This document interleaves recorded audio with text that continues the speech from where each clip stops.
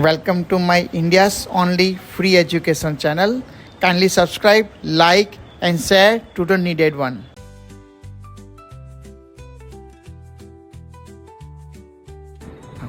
Today we will see about the very important exercise for lumbar spondylosis and the posterior intervertebral disc prolapse at the L2, L3, L3, L4 level.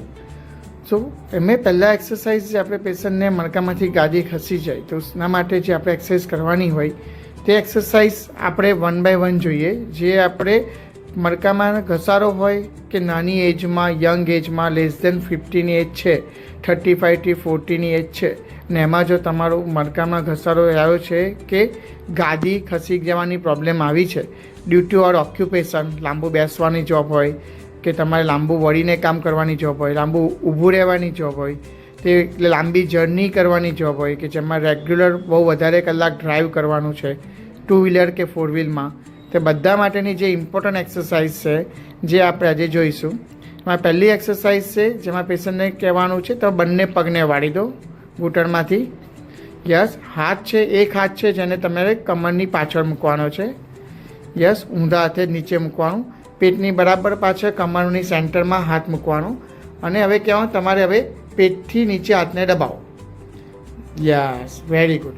પેટ પર જોર આપી હાથને નીચે દબાવવાનું છે, અહીંયા hold રાખવાનું છે, 10 સેકન્ડ સુધી કાઉન્ટ કરવાનું. બંને પગ આવી રીતે વળેલા રહેવા જોઈએ અને પેટથી નીચે દબાઈને રાખી મૂકવાનું છે 10 સેકન્ડ સુધી.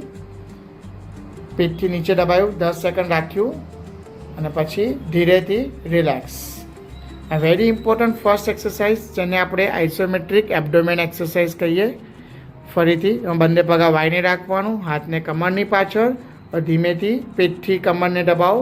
યસ, પેટથી હાથને એક તરફ દબાયું છે, પેટને નીચે લઈને હાથને દબાઈ દીધું, જોરથી દબાઈને હોલ્ડ કર્યું છે, 10 સેકન્ડ્સ રાખવાનું છે.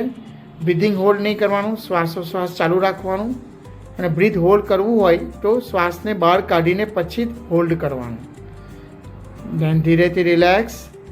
બધી એક્સરસાઇઝ બહુ શાંતિથી અને ધીરેથી કરવાની. Thank you for watching. Please give your comments and feedback. Stay tune for more upcoming new videos.